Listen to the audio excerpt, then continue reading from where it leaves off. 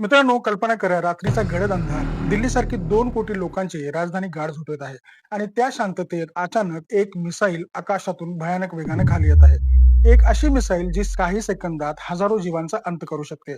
फक्त काही सेकंदांचा फरक आणि इतिहास कायमचा बदलू शकतो. पण नेमकं त्या रात्री काय घडलं? भारत खरंच एका मोठ्या संकटातून थोडक्यात बचावला का? आणि पाकिस्तानने असा धोकादायक निर्णय का घेतला होता? आज आपण या सगळ्यांचं थरारक सत्य जाणून घेणार आहोत. नमस्कार मित्रांनो, डिजिटल चावडीवर तुमचं स्वागत आहे. मी आहे प्रमोद आणि आज आपण अशा एका घटनेबद्दल बोलणार आहोत जी ऐकून अंगावर काटा येईल. ऑपरेशन सिंदूर नंतर पाकिस्तान इतका संतापलेला होता की त्यानं भारताच्या राजधानीवरच निशाणा साधण्याचा प्रयत्न केला. ही गोष्ट फक्त एक हल्ला नव्हती, तर भारताच्या मनोबलावर थेट आघात करण्याचा प्रयत्न होता. 9 मे 2025 ची रात्र, वेळ उशिराची, दिल्लीतील बहुतेक लोक झोपलेले आणि त्याच वेळी पाकिस्तानकडून एक बॅलिस्टिक मिसाईल भारताच्या दिशेनं फायर केलं जातं. हे मिसाईल फतह असू शकतं किंवा शाहीन 2. फतह ही शॉर्ट रेंज मिसाईल असून साधारण 300 किलोमीटर पर्यंत मार करू शकते.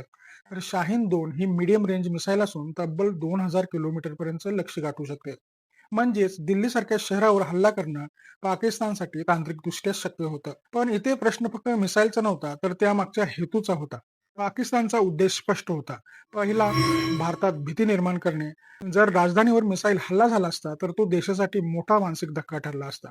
दुसरा म्हणजे भारतीय सैन्याचं मनोबल खच्ची करणे. देशातील काही राजकीय विरोधकही या मुद्द्यावर सरकार आणि सैन्यावर प्रश्न उपस्थित करू शकले असते.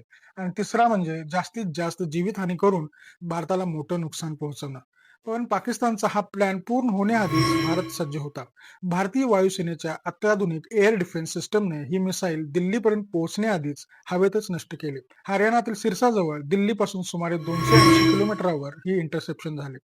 पाकिस्तानच्या सीमेजवळचं असलेलं हे ठिकाण रणनीतीच्या दृष्टीने अत्यंत महत्वाचं होतं. त्यावेळी सिरसामध्ये भारतीय वायुसेनेची 45th विंग तैनात होती.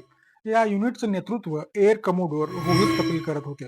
त्यांच्या नेतृत्वाखाली टीमने अत्यंत वेगाने निर्णय घेत बराक 8 या अत्याधुनिक एअर डिफेन्स सिस्टमचा वापर केला आणि पाकिस्तानची मिसाईल हवेतच उडवून लावली. हा निर्णय आणि अंमलबजावणी इतकी अचूक होती की काही सेकंदाचा उशीर झाला असता तर परिस्थिती खूप वेगळी असू शकली होती.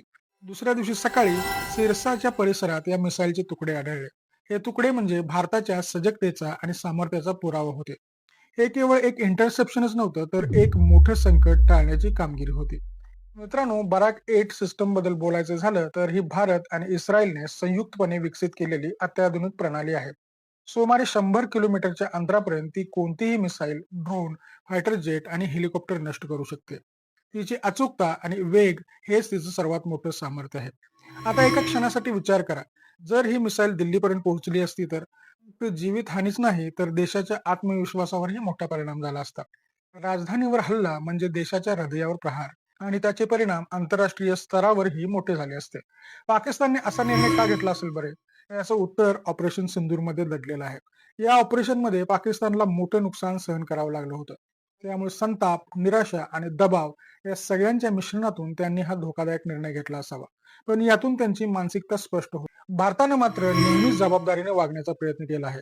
पाकिस्तानच्या नागरी भागांवर किंवा राजधानी इस्लामाबादवर भारताने हल्ला करणं टाळलं होतं. पण पाकिस्तानने मात्र दिल्लीसारख्या संवेदनशील ठिकाणाला लक्ष केलं. दिल्ली हे फक्त शहर नाही, ती भारताची ओळख आहे. इथे पंतप्रधानांचं निवासस्थान आहे, राष्ट्रपती भवन आहे, संसद आहे, संरक्षण मंत्रालय आहे आणि संपूर्ण देशाची प्रशासन व्यवस्था इथून चालते. याशिवाय अनेक देशांचे दूतावासही इथे आहेत. त्यामुळे दिल्लीवरील हल्ला म्हणजे केवळ भारतावर नाही, तर आंतरराष्ट्रीय पातळीवरही मोठा संदेश देण्याचा प्रयत्न होता. पाकिस्तानचा कायम दावा असतो की त्यांची मिसाईल टेक्नॉलॉजी स्वदेशी आहे, पण वास्तव एकदम वेगळं आहे. अनेक तज्ञांच्या मते त्यांच्या मिसाईल सिस्टममध्ये चीनची मदत मोठ्या प्रमाणावर आहे आणि जरी त्यांनी अचूकतेचा दावा केला असला तरी भारताच्या एअर डिफेन्स सिस्टम समोर ती निष्प्रभ ठरली आहे. मित्रांनो, या संपूर्ण घटनेतून एक गोष्ट स्पष्ट होते: भारत फक्त सज्ज नाही, तर अत्यंत सक्षम आहे. आपल्या सैन्याचं प्रशिक्षण, तंत्रज्ञान आणि निर्णय क्षमता ही कोणत्याही संकटाला तोंड देण्यासाठी पुरेशी आहे. आज आपण सुरक्षित आहोत त्यामागे अशा हजारो जवानांचं योगदान आहे, जे प्रत्येक क्षणी देशासाठी सज्ज असतात. आपण कदाचित झोपेत असतो, पण ते जागे असतात. तुम्हाला काय वाटतं, पाकिस्तान असा प्रयत्न पुन्हा करू शकतो का? भारताने आणखी कोणत्या पद्धतीने स्वतःची सुरक्षा मजबूत करायला हवी? तुमचं मत नक्की कमेंटमध्ये सांगा. व्हिडिओ जर आवडला असेल तर लाईक करा, शेअर करा आणि डिजिटल चावडीला सबस्क्राईब करायला विसरू नका. आजच्या व्हिडिओमध्ये इथेच थांबतो. पुन्हा भेटू अशाच नवीन इंटरेस्टिंग विषयासह. तोपर्यंत जय हिंद, वंदे मातरम, जय महाराष्ट्र.